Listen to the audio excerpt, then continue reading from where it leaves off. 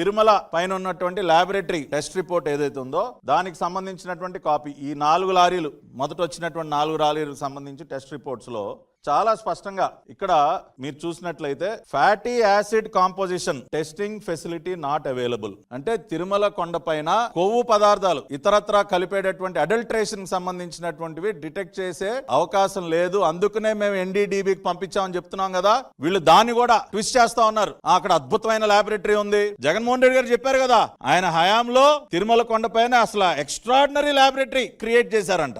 ఏంటంటే extraordinary laboratory? Fatty acid composition testing facility not available. Sir అయ్యా జగన్ రెడ్డి లేదని చెప్తా ఉంది ఆ రిపోర్టు.